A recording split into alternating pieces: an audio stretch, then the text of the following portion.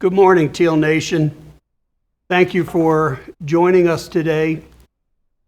I know that this is a very trying time, certainly for all of us, and I thought before we began, certainly want to recognize that I know that some of the emails and phone calls I've gotten, we do have some of our Coastal family and some of the extended family of Coastal that are suffering with the COVID-19 virus. Found out certainly over the weekend that we had a fairly recent alum that passed away from the virus, a very healthy 30-year-old young man. And I think again, when you consider what this virus is doing to us as a university, to our community, to our nation, and really to our world, it is something that, quite frankly, scares us all.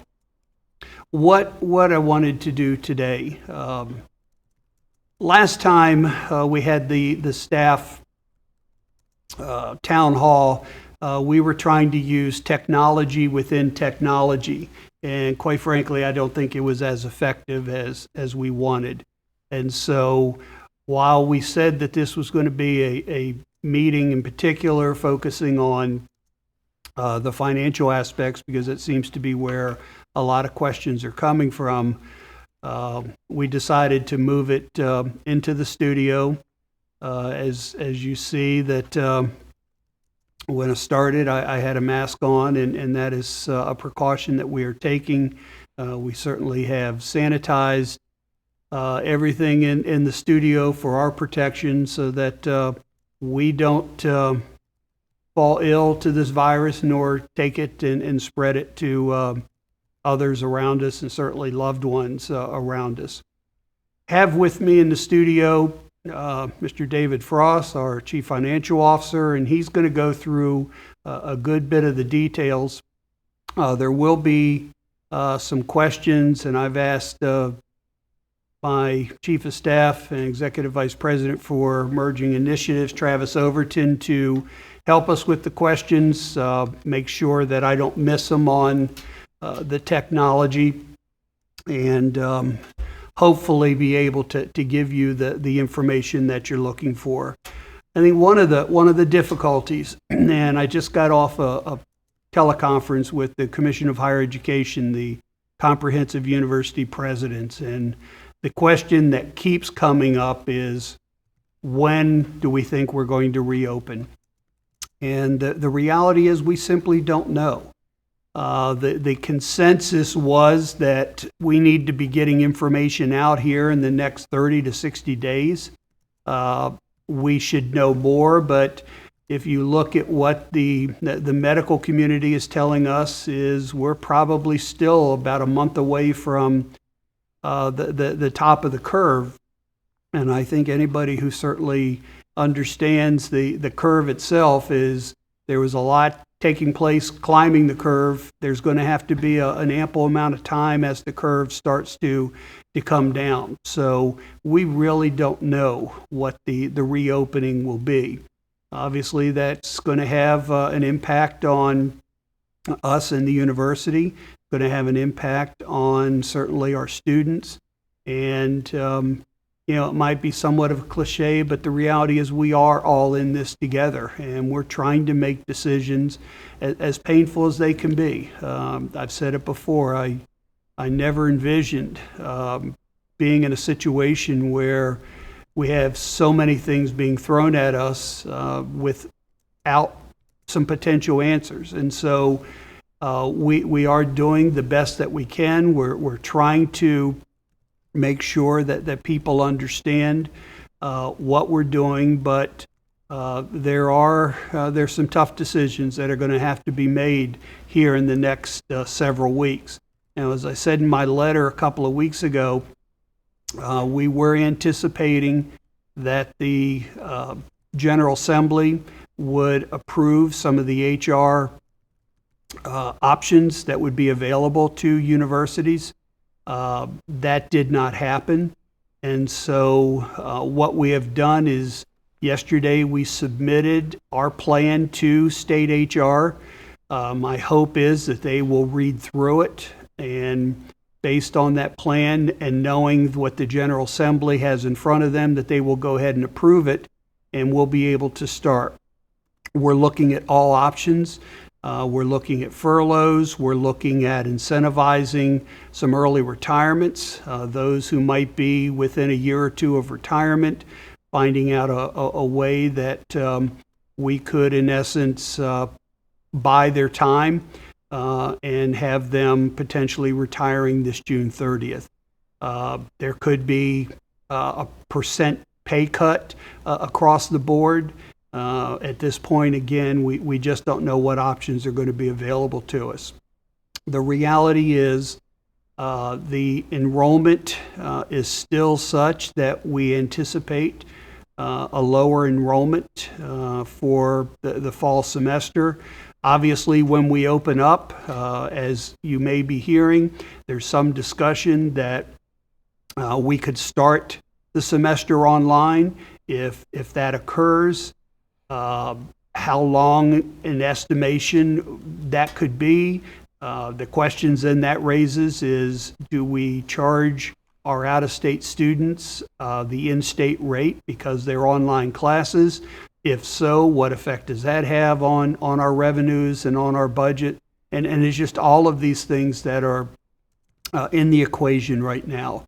But I before I turn it over to David, I did want to get back to there is some basic misunderstanding of the CARES Act and the money that's coming in.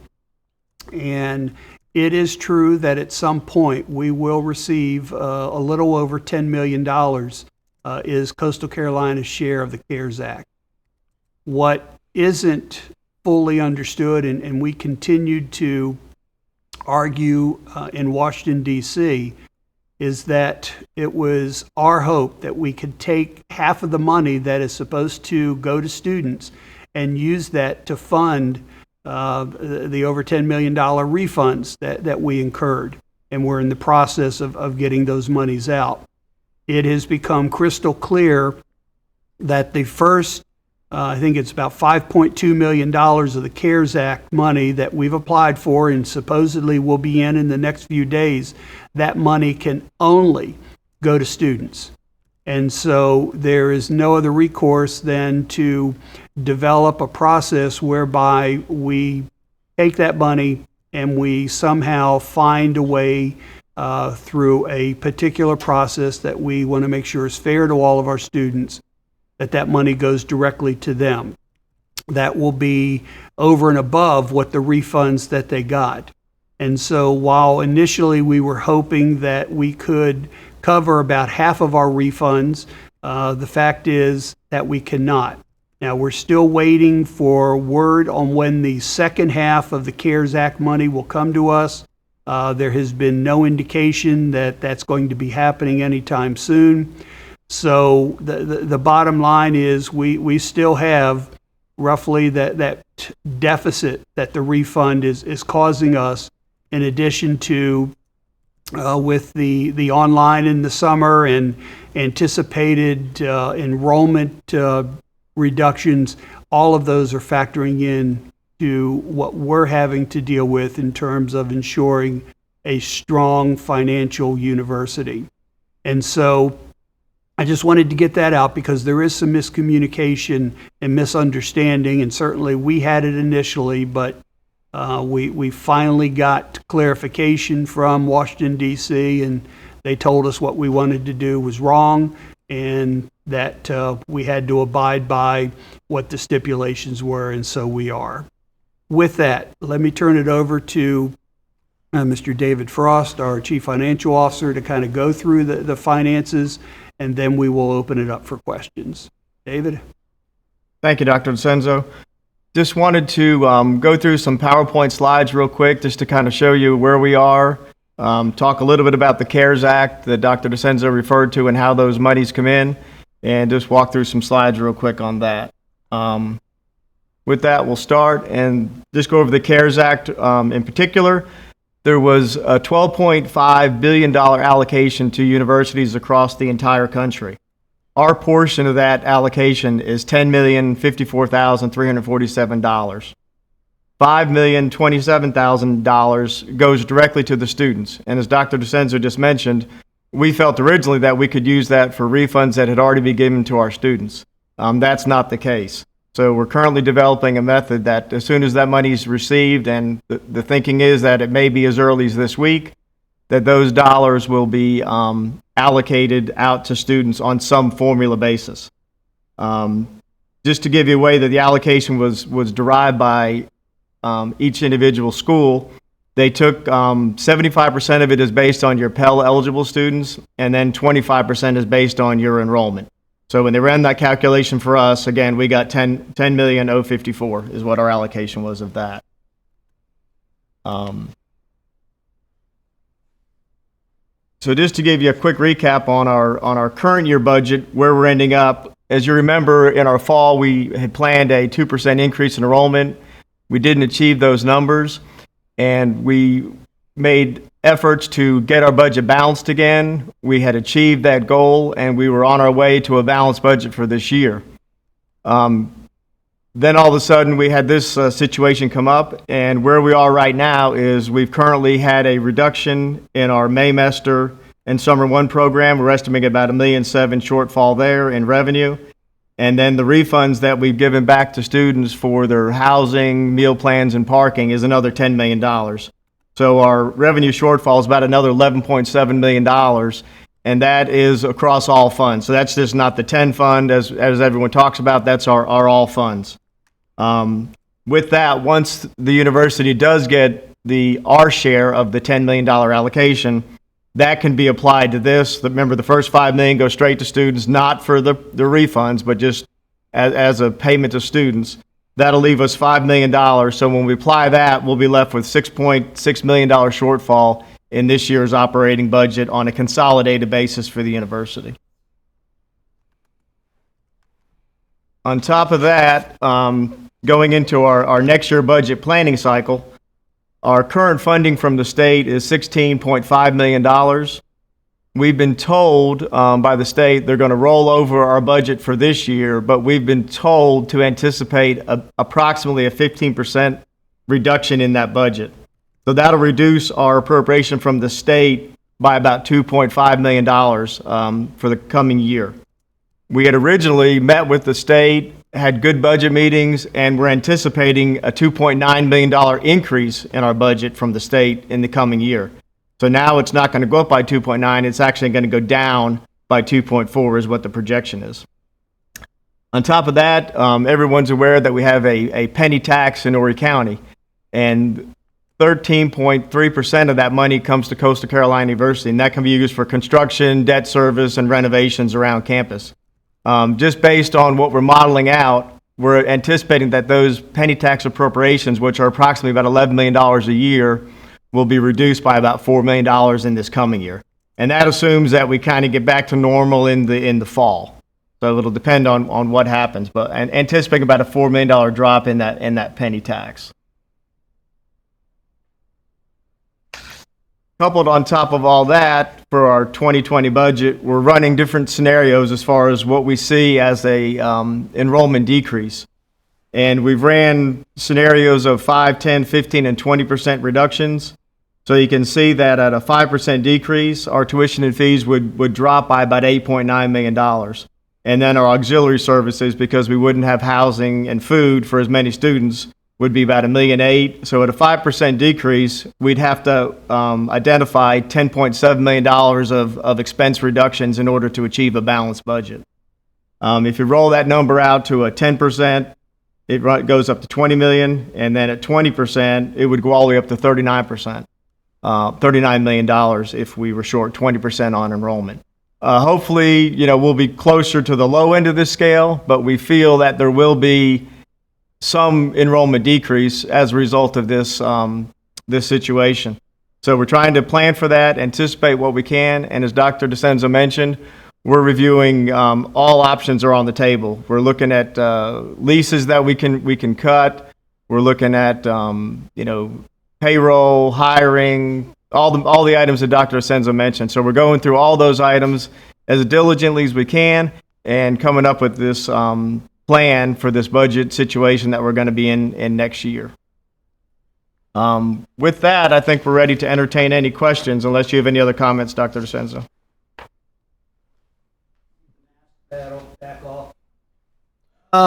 No, I think as I'm looking at some of the questions, let me try to pick up a few that I think I can answer off the top of my head. Are senior administrators going to take a voluntary pay cut? That is certainly something that we are looking at. But again, any action that you take in terms of personnel and HR related has to be approved by the state. And so we are hoping that, again, our plans will be approved and we're able to find a way to ultimately bring about this balanced budget. I see a question on why are we subsidizing Aramark for the reimbursement of student meal plans. Aramark collects meal plans funds and thus should be responsible for reimbursement of these funds, not the university. The way that the Aramark plan works is those monies are held by the university and then we transfer, was it weekly, David? Weekly, we pay Aramark for the meals that have been used. So the reality is all of that money did not go to Aramark from the very beginning, and so therefore it was money we were holding that rightfully needed to be refunded back to our students. Question on, seems to be several questions on the $5 million from the CARES Act. If it's not for refunds, then what are we paying our students for? The CARES Act has some very specific areas that can be submitted to us for payment. It could be for childcare. It could be for, transportation costs. I mean, it's very specific. And so students are going to have to be able to explain what those particular fees are. Again, we're looking at ways to make sure that we certainly abide by what the CARES Act requires of us. It is something that we do have to file paperwork back with the federal government about how those monies were used. And then ultimately, if there is additional monies, we want to be in a position to go after them. I think it's somewhat analogous. If you take the $1,200 of tax stipend that many families were getting, I think the basis of this $5 million that we're giving back to students is a hope that it helps cover some of their costs, but it also is a hope that they use that money to spend in the economy. Let's see. Dr. DeCenzo, yes, sir. If I can, there's one question that is a pretty prevalent one. Would you be able to provide any insight to our community on the timeline regarding decisions regarding staffing? Staff have been on edge for multiple weeks now and just want to get a sense if there's any timeline that you can provide. The last word I have heard is that possibly by May 15th, the General Assembly will have an answer. Again, until state HR is able to approve our plan, whether it's through their approval or whether it's through a proviso by the General Assembly, there is nothing that we can do. Certainly we were hoping, as I said last week, that we would have had the answer and we would have been spending this week certainly advising some of the activities that we would be taking. But until we get the state to ultimately approve several of the actions that we and other state universities are looking for, there was a really good article in the state newspaper yesterday about some of the trials and tribulations that state universities are having, because all of this is, we're incurring these costs, but the remedies to help us have yet to be approved in Columbia. So as soon as we get some word in Columbia that we're able to move ahead, we will very quickly get that information out to our community. Thank you, Dr. DeCenzo. I think that also answers a question that was in the chat that says, when will we know how change will affect us individually? Again, I think Dr. DeCenzo has just worked to answer that. This question also goes for either you, Dr. DeCenzo, or Vice President Frost. And this question is continuing to be relative to the $5 million. There are a couple of questions about that are coming from the federal numbers. Why did CCU reimburse students before it was clear what the federal refund could be used for? So again, based on that question, I think there could be a little bit more clarity that we can provide for our colleagues around that. And then in that, can the $5 million for the CARES Act be used for student scholarships as well? So I will put that question to either you, President DeCenzo, or Vice President Frost. I think David's. Yeah, I'll answer that.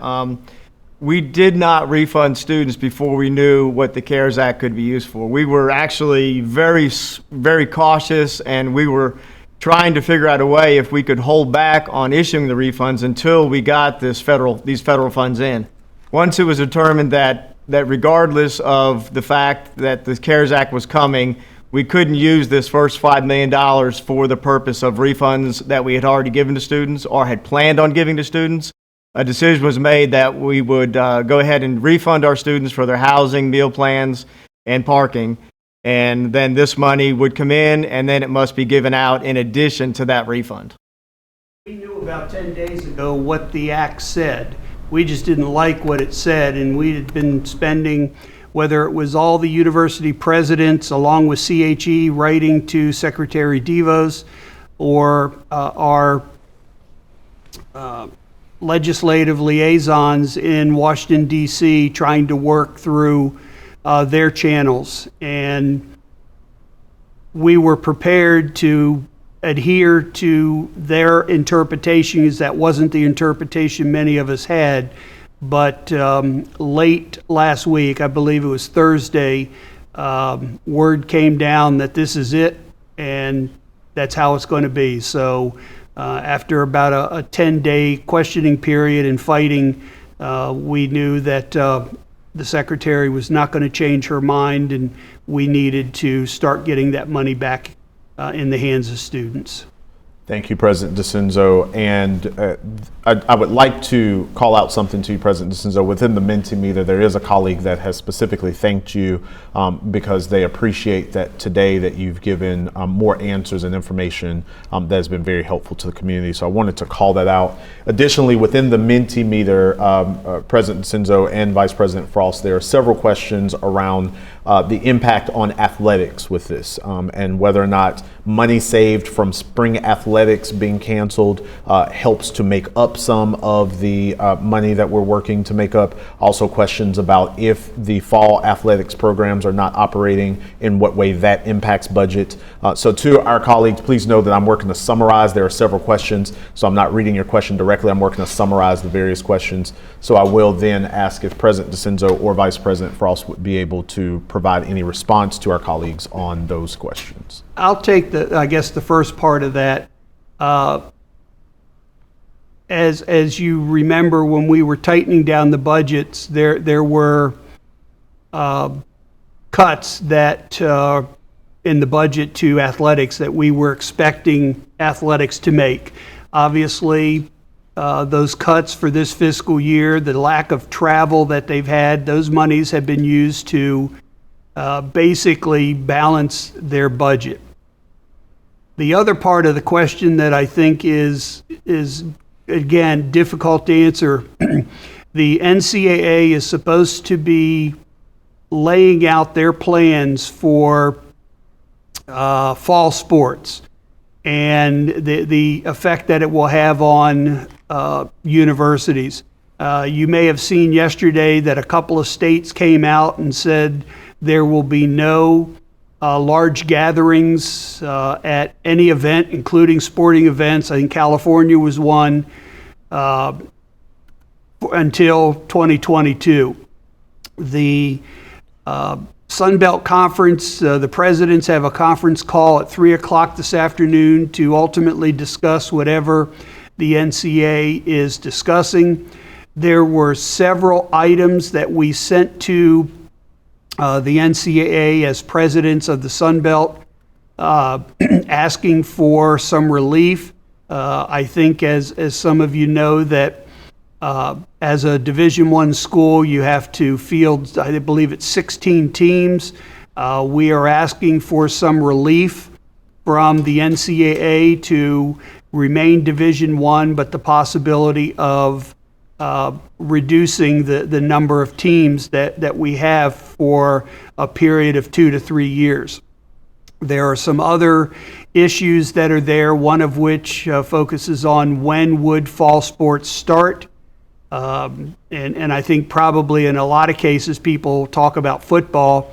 The reality is you can't start tomorrow and play games the following week. I think the best medical advice that we're hearing is it takes about 8 weeks from the time that athletes return to campus before they can play their first game.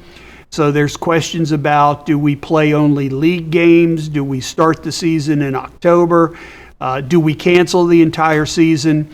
We simply don't know. And again, it's one of those that I hate to sit here in front of you and say we don't have answers, but the reality is we don't know what the NCAA is planning to do today. And once we get an idea as to what they're going to do and what leeway they will give universities, we'll be in a better position. The long answer doesn't really cover the point that I think most people want to hear, and that is these cuts are going to affect athletics. There is no part of this university that will be immune to any of these cuts. And, that goes for any area, any department that you can identify on this campus, including athletics, including my office. My office will have cuts too. And so, I want everybody to understand that, as we've said earlier, we staffed this institution as we were following our strategic plan on our way up to about 12,500 students. We got very close to 11,000.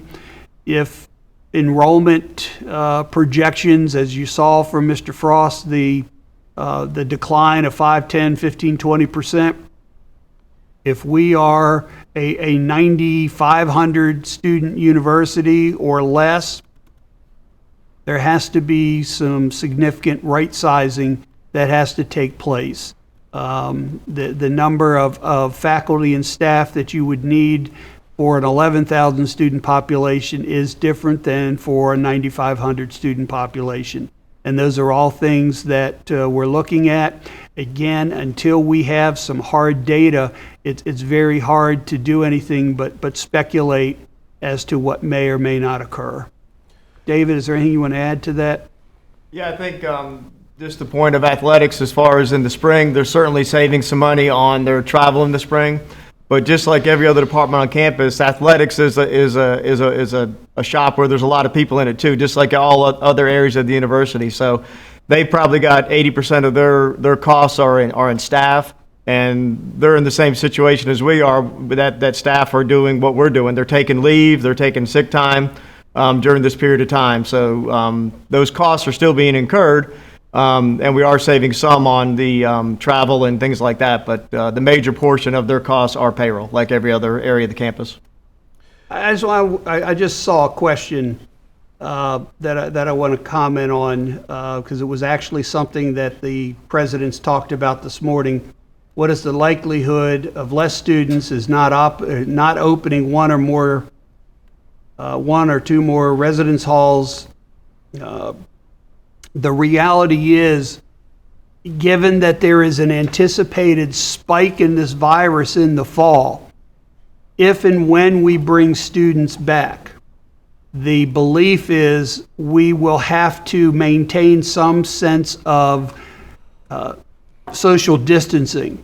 And so I would anticipate that we would open up every residence hall. We just may not fill them the way that we've currently filled them in years past, depending on what the guidelines would be for social distancing for dormitories, residence halls, wherever you have large gatherings. It could have an effect on class size. I mean, there's so many factors that, again, we just don't know, but that was a topic that was discussed this morning, that we may have to significantly change some of the activities that we've normally done in the course of an academic semester. Thank you, Dr. DeCenzo. One of the ongoing or pattern of question is around the plan that we've referenced that has been submitted regarding our plans here on the campus. There are a lot of questions around whether or not we can discuss here with our colleagues what the terms of those plans might be, what we plan to see in that. There are a lot of questions around what would a cross-the-board pay cut look. Would it be a break in that where certain salaries are subsidized or cut at a different rate? So there are various questions, and again, I'm working to summarize those, but there are various questions around that plan and the specificity around that plan. Yeah, I'll speak to that briefly. As we said earlier, all options are on the table. We've submitted some requests to the state for them to review. We don't want to share the details of those right now, but once we get that back, then we can formulate what we might see as far as furloughs, reductions, and our goal is to make this as painless as we can, and try to be fair across the board. And we want to be as transparent as we can, but we just don't know at this point in time what we can do until we get that guidance from the state. Perfect, thank you. There is a specific question, again, this kind of speaks to Vice President Frost, what you just spoke on, so you or President DeCenzo may want to speak on this.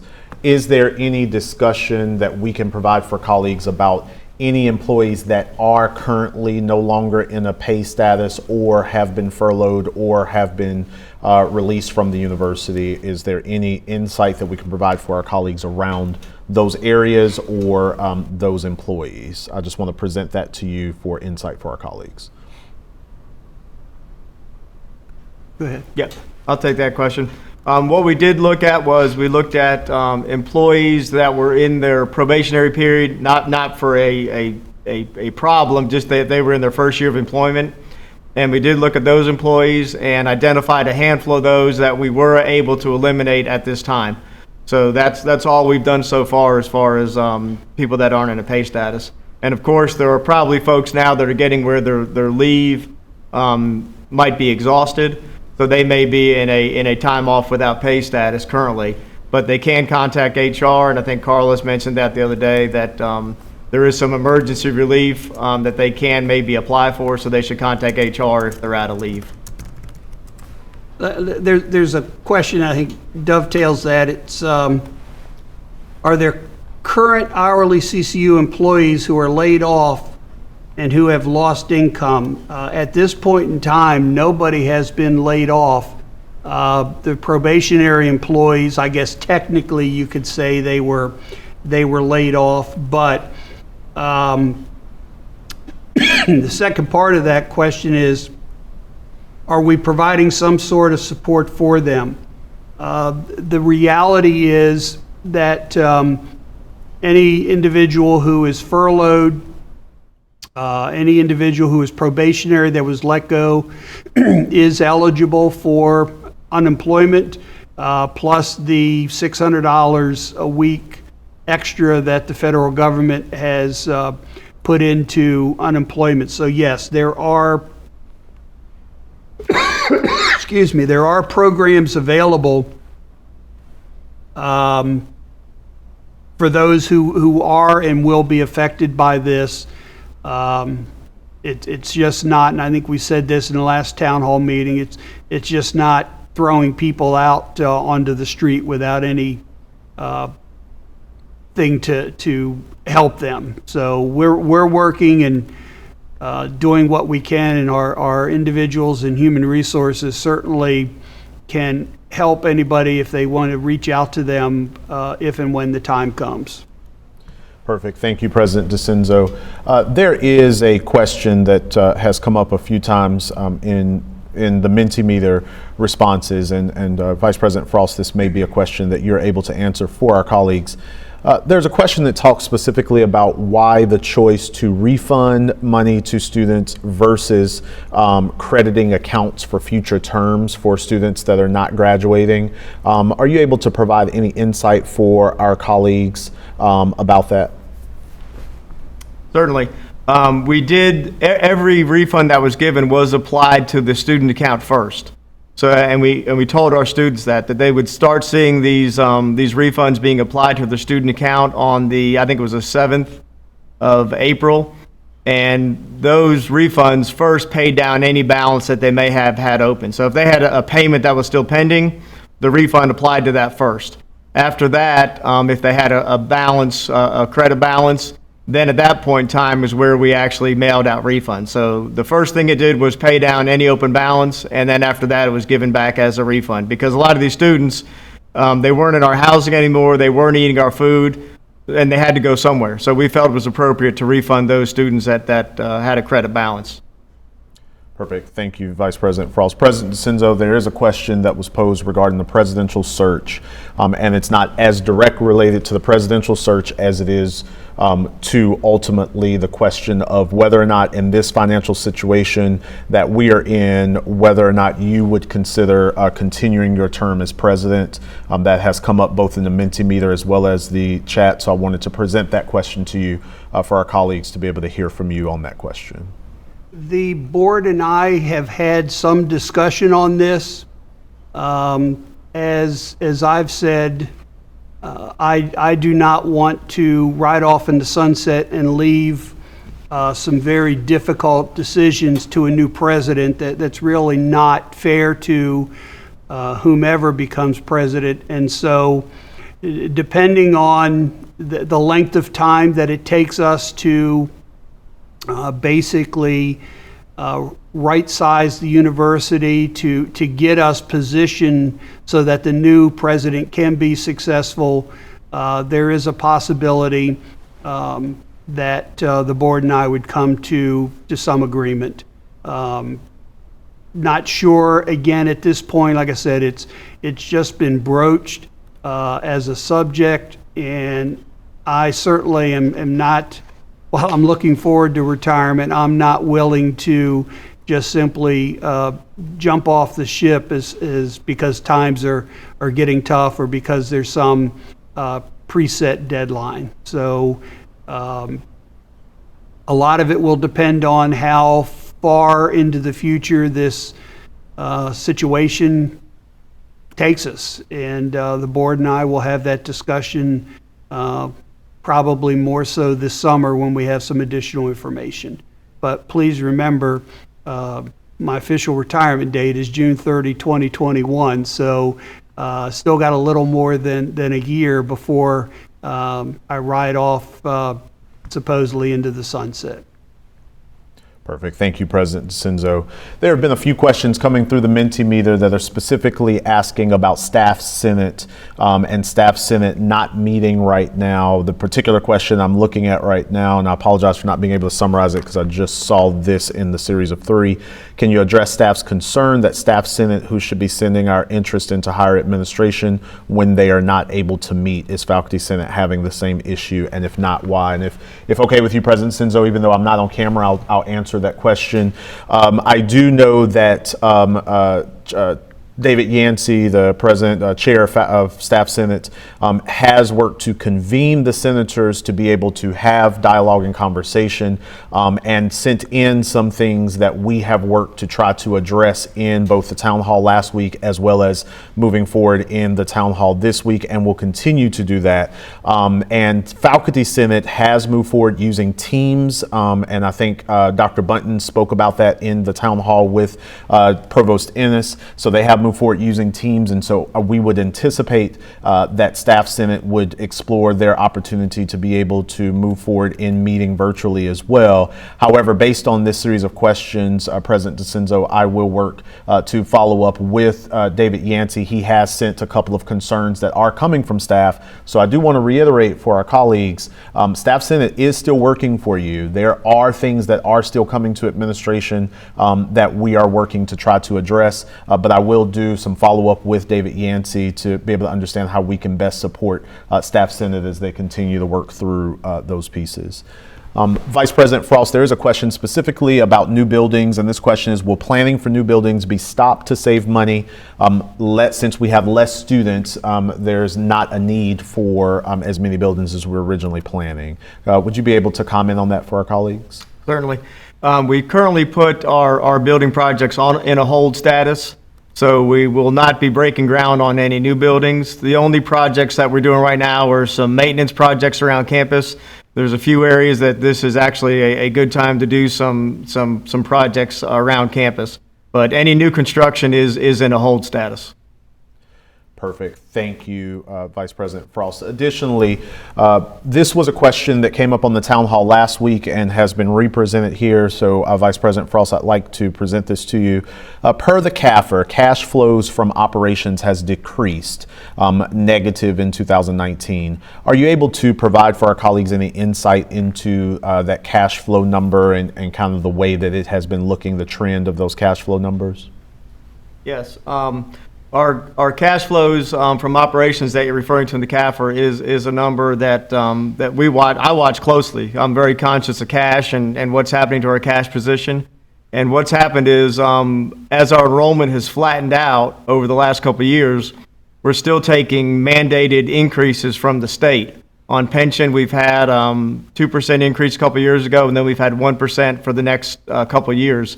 So every one of those is about $1 million.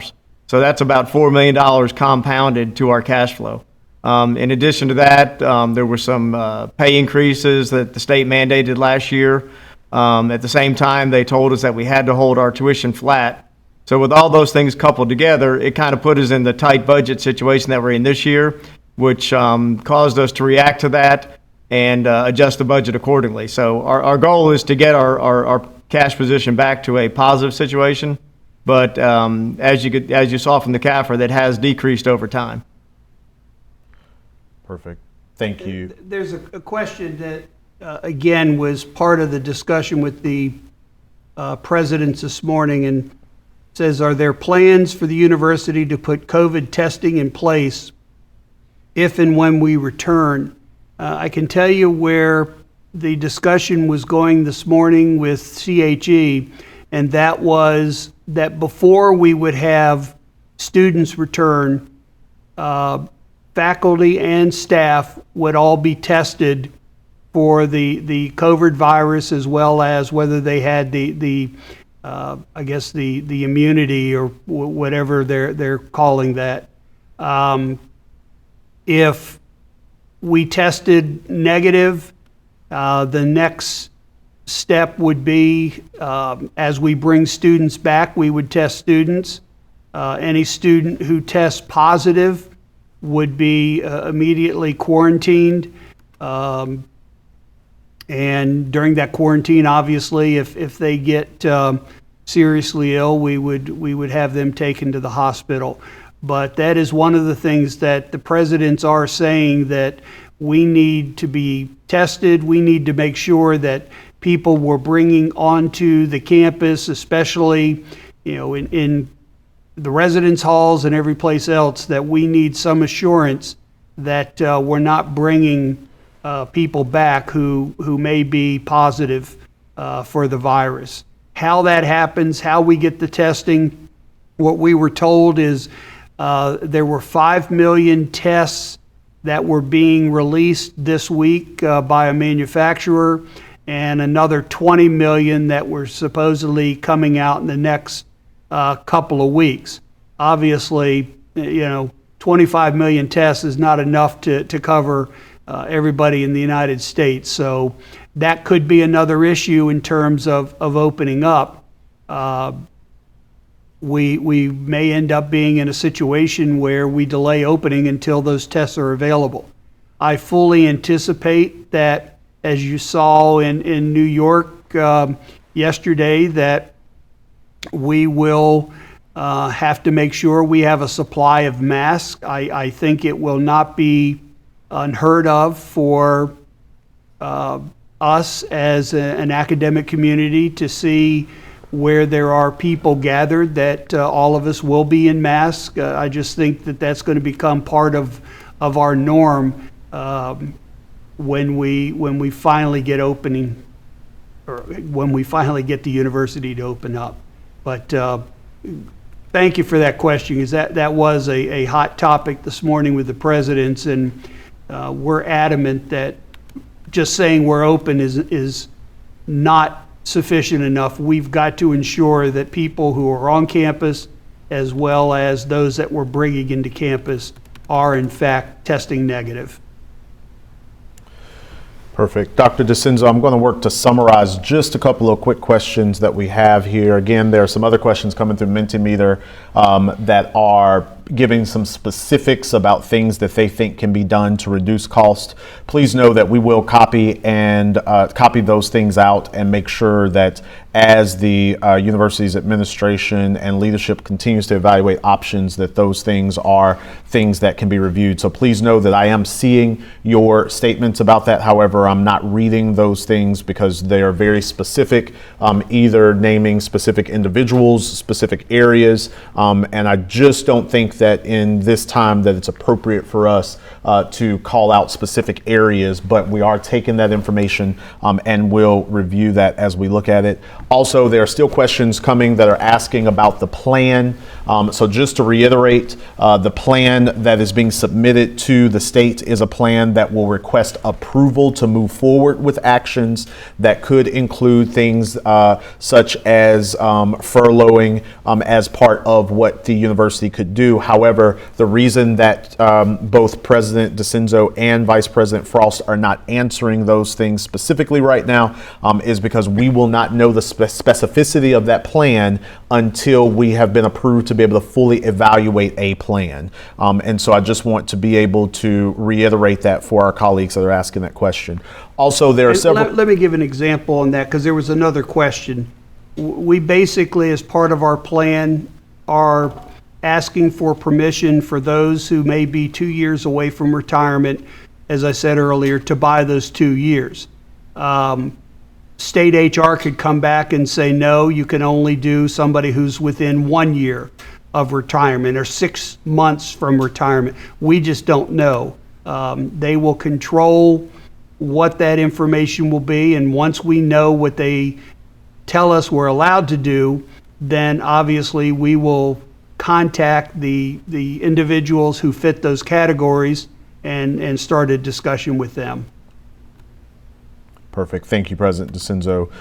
Additionally, to our colleagues that are asking academic affairs related questions, I will ensure that Provost Ennis has those specific questions. I know many of them Provost Ennis has already addressed in his town halls. However, I will represent those questions to him just in case further clarification is needed, so that he is able to focus specifically on those questions as we work in that process from where we are. I am looking, President DeCenzo and Vice President Frost, but I want to allow, if there are any questions that you all have heard me present or that we've presented or that President DeCenzo that you're seeing on the screen, that you want to provide any clarification for or additional information for our colleagues. Yeah, there's one question. Does that mean forced retirement? And the answer is no. It has to be voluntary, and it has to be acceptable to the university. The state HR, we do know, prohibits certain people from participating in an early retirement, one of whom you're looking at right now, and we cannot force the retirement.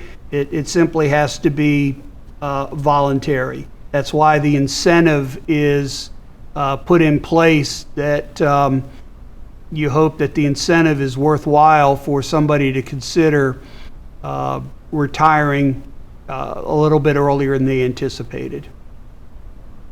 Okay. Thank you, President DeCenzo. I know you've answered that. Vice President Frost, there is a question that is specifically focused on the university's reserves. Does the university have any cash reserves? If so, how much? And what cash reserves, what role do cash reserves play as the university is evaluating the current budget situation? Right, the university does have some cash on hand, but our cash burn rate, by a week, I'm actually developing, I have the controller developing a model right now, a weekly cash flow, to kind of watch our cash, see where it's going, identify what our needs are going to be. But you have to remember that our cash is in two pieces. It's restricted and unrestricted. The penny tax money is fairly restricted. It can only be used for construction, renovations, and debt service. So we're going to try to use those funds where we can on debt service to free up other funds for other things that we need. So we are constantly monitoring the cash, paying a lot more attention to it now than we have in the past, and we'll certainly be trying to use our cash as best we can. And our reserves, unfortunately, with our recent year or two of declines, reserves aren't what they were at one time. So, but our goal is to manage our cash and come out of this a healthy university at the end of the day.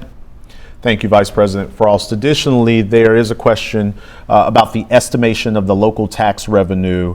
Are you able to give information to our colleagues about how we arrived to the estimation of the local tax revenue that may result given the extreme uncertainty of how COVID-19 may affect the local tourist industry?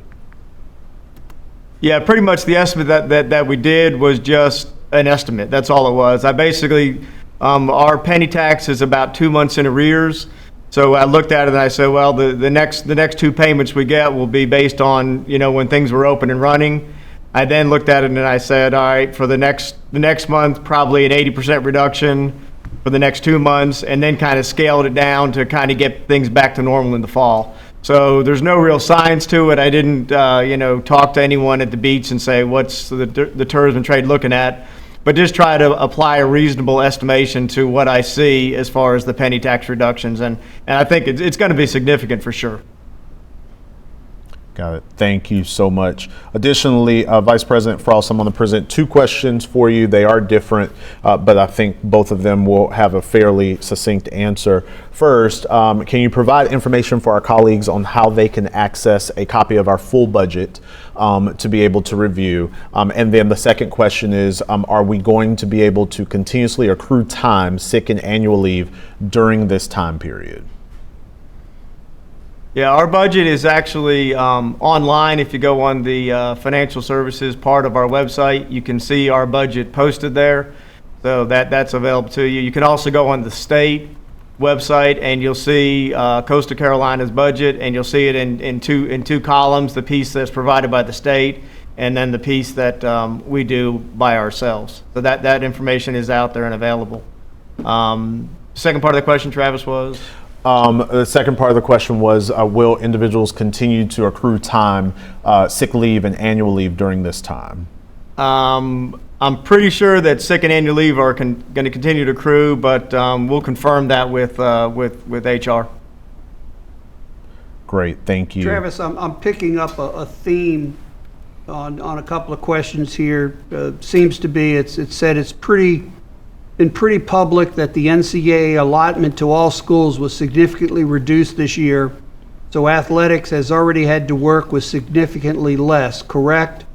The answer is yes, you are correct that the allotment to schools has decreased, but the majority of that allotment was because of the cancellation of the Final Four.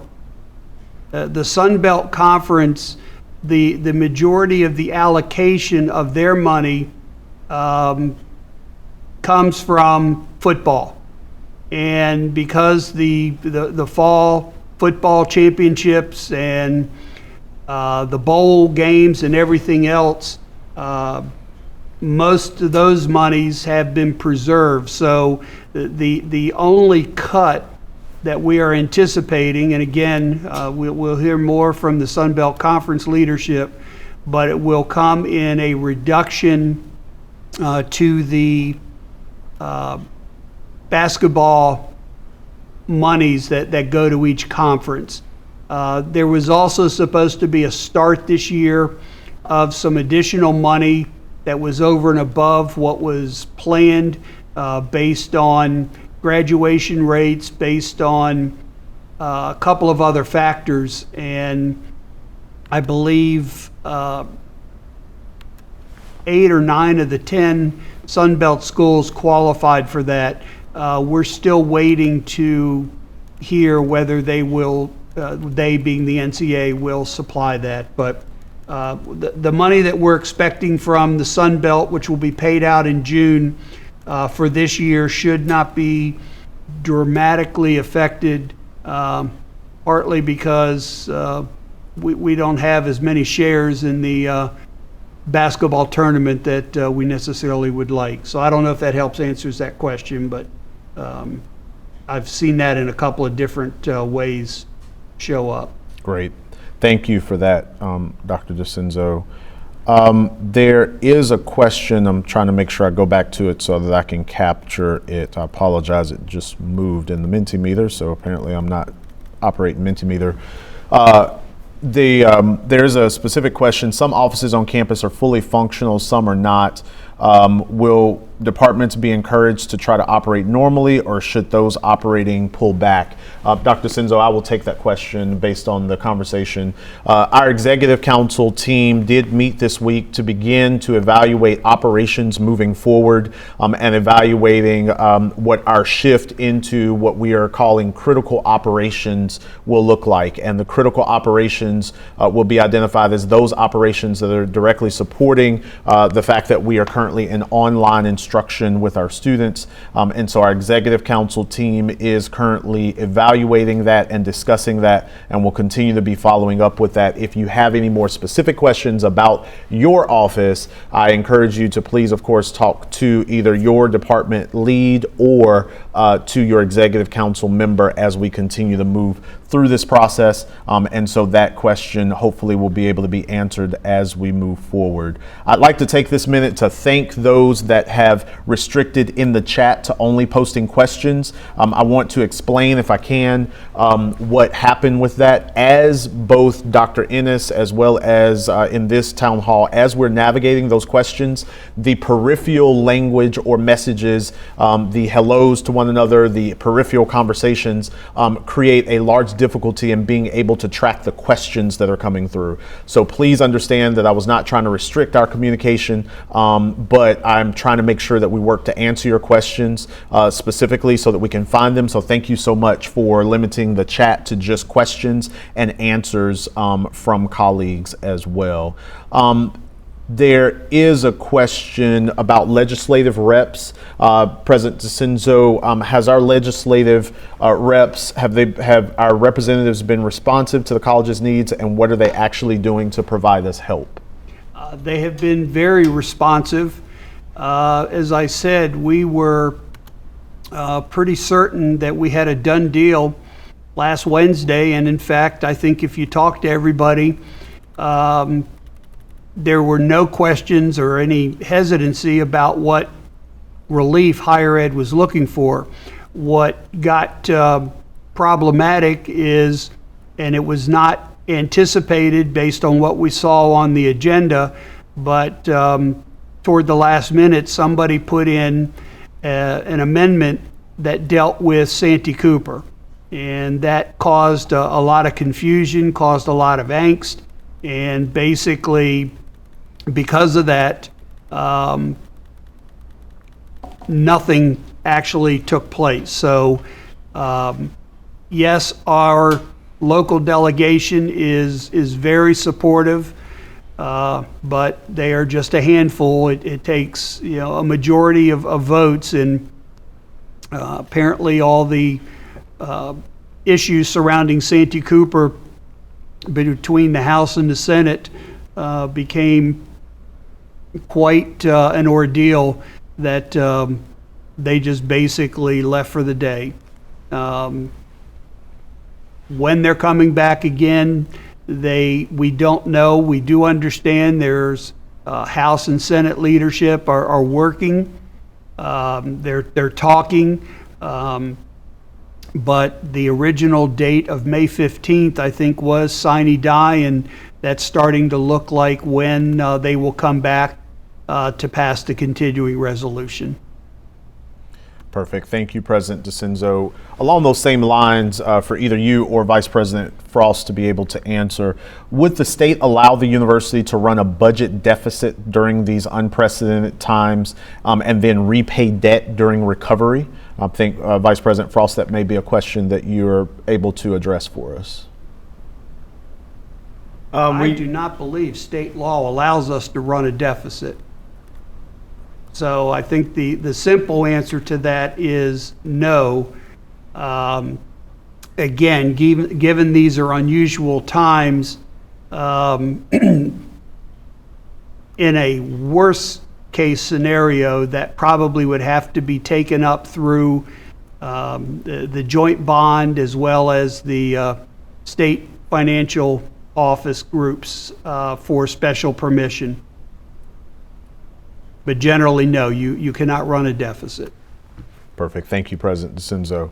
One of the comments that's come in, and I would like to be able to answer this for our colleagues, it says, I know that there are individuals who are looking at where we can save money or cut expenses, but can we create a suggestion form specifically for faculty and staff to provide suggestions that might have been overlooked? And President DeCenzo, with your permission, I'll answer that yes, we can do that, develop a mechanism to where we can hear from colleagues in regards to thoughts that you may have. One of the things that I will be doing is archiving the things that are coming in so that, again, that Executive Council and administration is able to look at those things that are coming in. President DeCenzo, we are currently at 11 o'clock, so we have answered a majority of the trending questions that are coming through. So I would like to turn it back to you, if I can, to be able to provide any closing thoughts for our community. Right before we do that, just remind the community that Provost Ennis is continuing his academic affairs town halls to be able to provide information specifically to the academic affairs areas, and many of the questions that have come in, I will work to ensure that he has those questions as he moves forward in that. We do anticipate having some form of a town hall, a university town hall that will occur in some regularity moving forward, so the community can expect to continue to receive communication about that as well. Thank you. President DeCenzo. In closing, and just following up on what Vice President Overton said, is if you have suggestions, please get them to us sooner than later, because once we get some indication from state HR, we're going to start working fairly quickly to address the concerns that we have. So yes, please get those suggestions in. But let me just say in closing, thank you. Thank you for participating. Thank you for what you're doing. I know some of you are working from home. Some of you are working in offices on campus. I know that this isn't ideal for any of us, and we will get through it. We will come out of this stronger. But I got a feeling there's probably going to be a lot more pain before we start seeing the goodness that can come out of this. So be safe, be healthy, and anything that we can do, any questions that you might have, please forward them to us, and we'll do our best to get you some answers. So again, thank you all very much, and have a wonderful day.